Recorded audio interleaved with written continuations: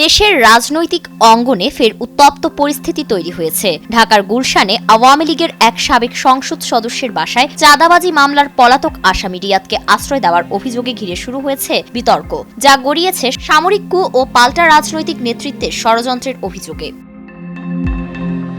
31 জুলাই নিজের ফেসবুক পোস্টে আলোচিত সাংবাদিক ও আল জাজিরার প্রতিনিধি জুলকারনাইন সায়ের দাবি করেন চাঁদাবাজ রিয়াদ নাহিদ ইসলামের আশ্রয়ে ছিলেন। সায়ের জানান তিনি রিয়াদকে কোনো সময় নজরদারিতে রাখেননি কিংবা তার গ্রেফতারে কোনো ভূমিকা ছিল না, বরং পরে জানতে পারেন রিয়াদের সঙ্গে নাহিদ ইসলাম এবং তার পরিবারের ঘনিষ্ঠ সম্পর্ক রয়েছে।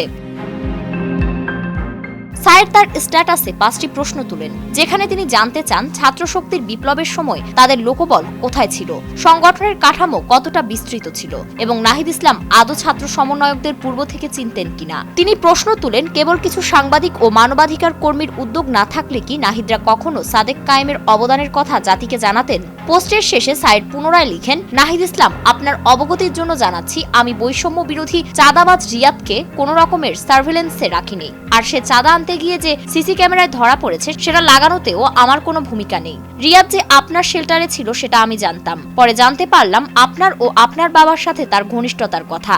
আপনি আমার উপর ক্ষেপে গেছেন কারণ আপনাকে মিথ্যা তথ্য দেয়া হয়েছে যে রিয়াদকে ধরিয়ে দিতে সবচেয়ে বড় ভূমিকা নাকি আমার। আমি দৃঢ়ভাবে আপনাকে জানিয়ে দিতে চাই যে চাঁদাবাজি করতে গিয়ে গ্রেফতার রিয়াদকে পাকড়াও করার ঘটনায় আমার কোনো হাত নেই।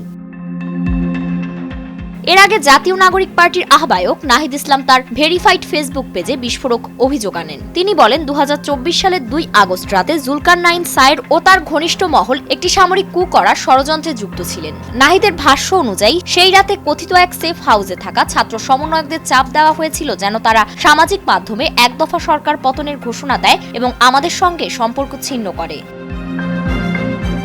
নাহিদের অভিযোগ, সায়ের গং 5 আগস্টের পর তাদের বিরুদ্ধে পাল্টা নেতৃত্ব দাঁড় করানোর চেষ্টা চালিয়ে যায় এবং সাদিক কায়েম সহ কিছু তরুণ নেতাকে সামনে এনে সেই পরিকল্পনা বাস্তবায়নের চেষ্টা করে। উল্লেখ্য, এই বিতর্ক শুরু হয় ঢাকার গুলশানে আওয়ামী লীগের এক সাবেক সংসদ সদস্যের বাড়িতে চাঁদাবাজি মামলার পলাতক আসামি রিয়াদ গ্রেফতার হওয়ার পর। তার সঙ্গে কারা ঘনিষ্ঠ এবং সে কার আশ্রয় ছিল তা নিয়েই শুরু হয় এই বাকযুদ্ধ, যা এখন রাজনীতির কেন্দ্রস্থলে। ফারিন রহমান, প্রীতি, নয়া দিগন্ত।